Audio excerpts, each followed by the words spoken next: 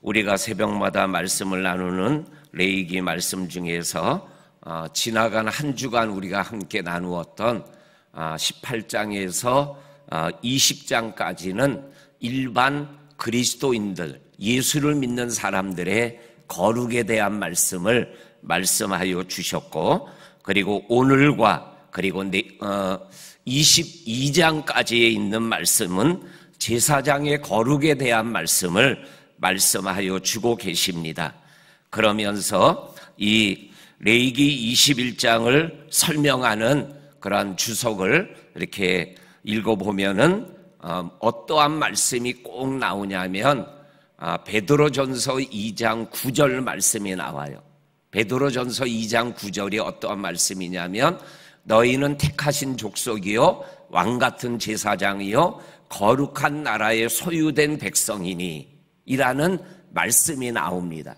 그래서 이 구약성경 레위기 21장과 22장은 그 당시에는 제사장을 위한 특별한 말씀이며 지금도 적용되는 말씀이지만, 그러나 확대 해석하면 오늘날의 모든 그리스도인들은 영적인 제사장, 예를 들면 가정에서 아버지가 가정의 영적인 제사장이다, 이러한 표현들을 하고 들어보셨죠.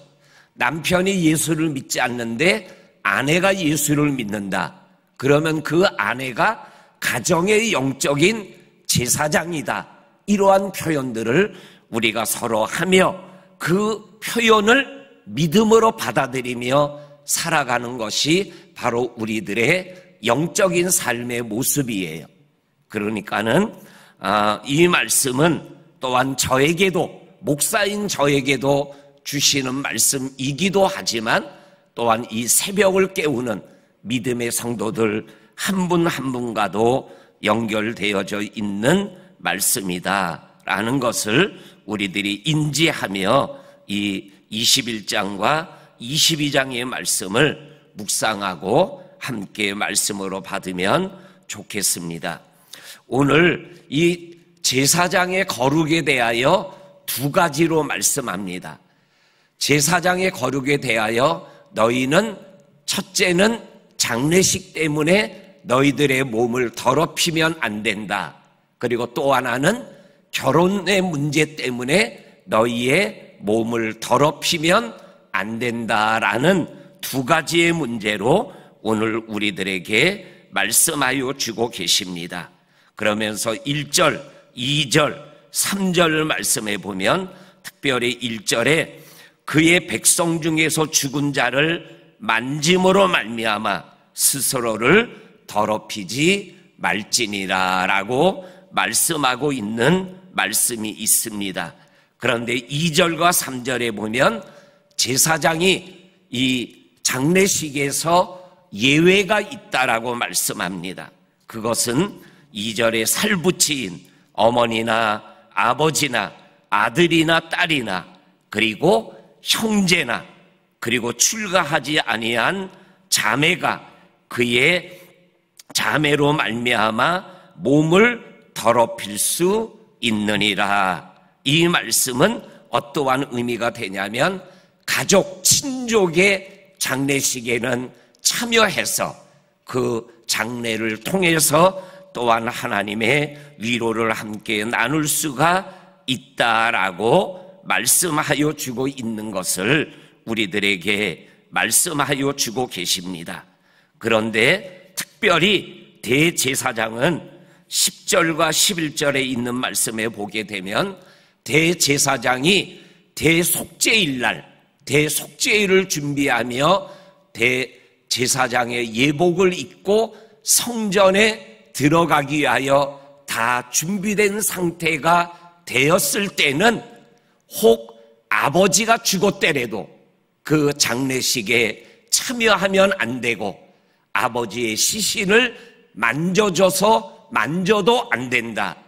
그리고 성소를, 그것을 만약에 그렇게 향하면 성소를 더럽히는 행위가 되어진다. 이렇게 말씀하면서 제사장이 자기를 거룩하게 지키는 그러한 모습을 이런 것을 조심해라, 이렇게 말씀하여 주시는 하나님의 말씀을 접하게 되어집니다. 그리고 두 번째로는 결혼에 관한 말씀을 통해서 우리들에게 말씀하여 주시는 것을 읽어보게 되어집니다. 7절 말씀에 보면 그들은 제사장을 얘기합니다.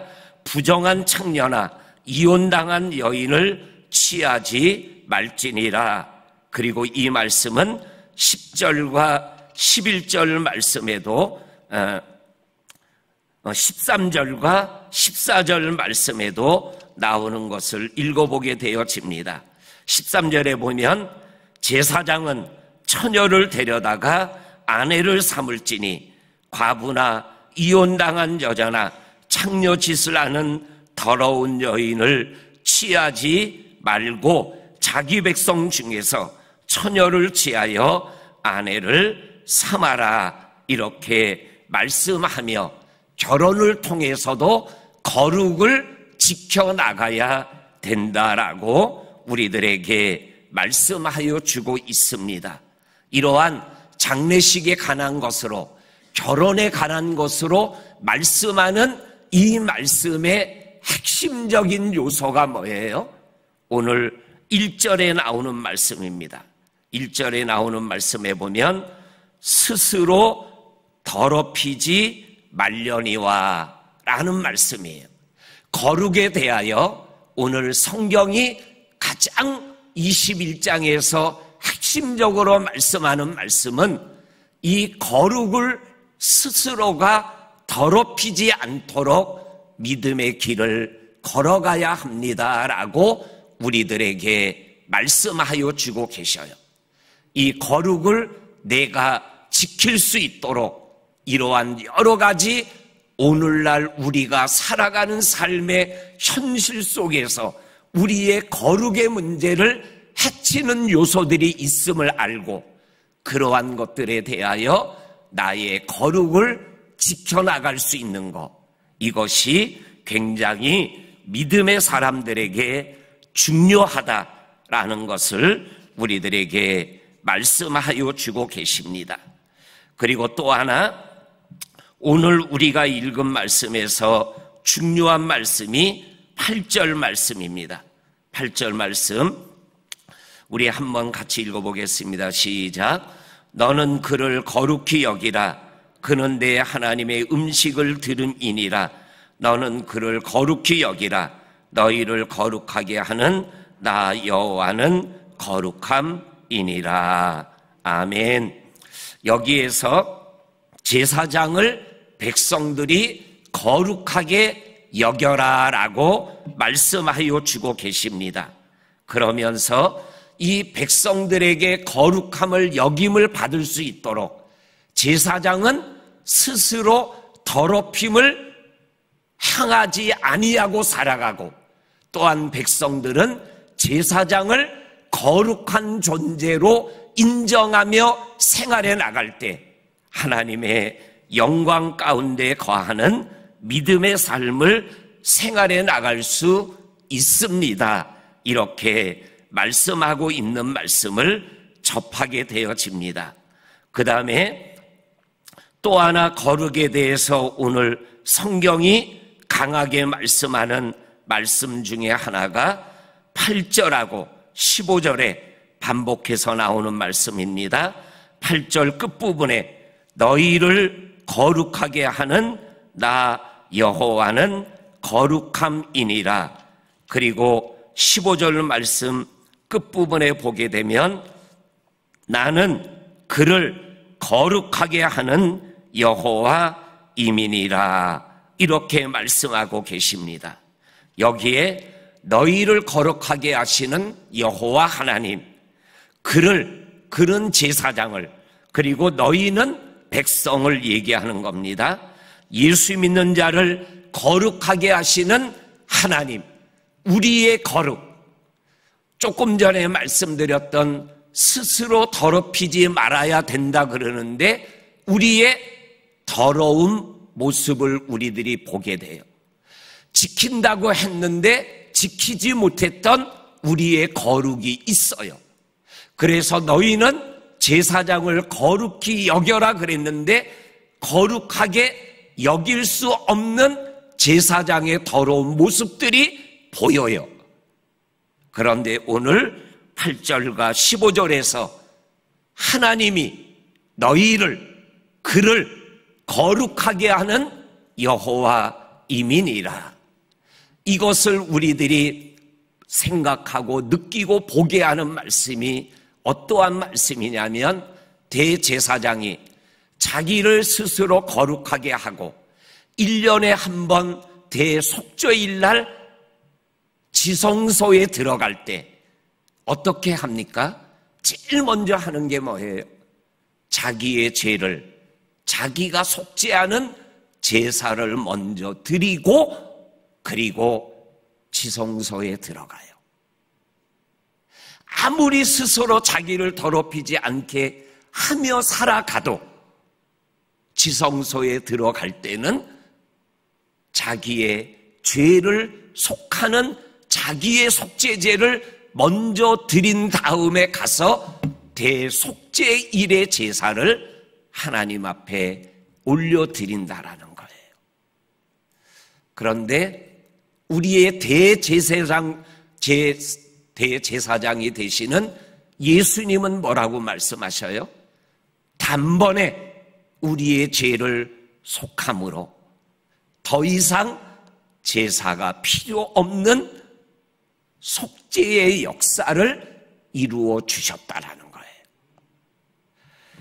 그래서 오늘 8절과 15절에 말씀하는 하나님은 나를 거룩하게 하시는 하나님이시다. 어떻게 거룩하게 하셨다라는 거예요?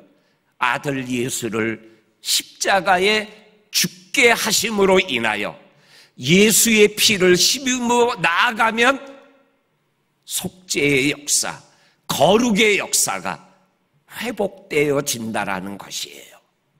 내 스스로가 지키려고 애썼던 거룩을 지키지 못했던 내 부정함이 예수의 피 앞에서 완전히 거룩해지며 담대히 예수 그리스도 앞에 나아가게 되어지는 것을 말씀하고 계십니다.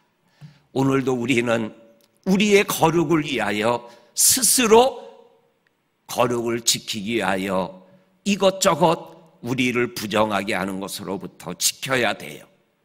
그러나 지키지 못하는 내 모습 때문에 절망좌절이 아니라 또다시 십자가 앞에 나가 우리의 연약함을 올려드리면 예수의 보혈이 우리를 정케하고 예수의 피가 우리를 거룩하게 하는 것을 경험하며 또 믿음의 길을, 거룩의 길을 걸어가게 되어진다라는 것, 이것을 꼭 기억하며 예수와 함께 걸어가는 이날이 될 수 있기를 주의 이름으로 간절히 축원합니다. 아멘. 하나님 아버지 감사합니다. 오늘도 우리의 삶의 여정 속에 보혈의 능력을 의지하며 거룩의 길을 걸어갈 수 있도록 오늘도 말씀하여 주심을 감사합니다. 스스로 너의 거룩을 더럽히지 말아라. 백성들이 너를 거룩하게 여길지어다. 그러나 하나님이 너를 거룩하게 하시는 거룩한 하나님이라는 이 말씀을 우리들이 기억하며 보혈을 힘입어 하나님에게로 나아가는 우리들의 믿음의 여정이 오늘도 담대히 하루길을 걸어가게 하여 주옵소서. 오늘도 새벽을 깨우는 성도들 한 분 한 분의 기도를 응답하시는 예수님의 이름으로 기도하옵나이다. 아멘.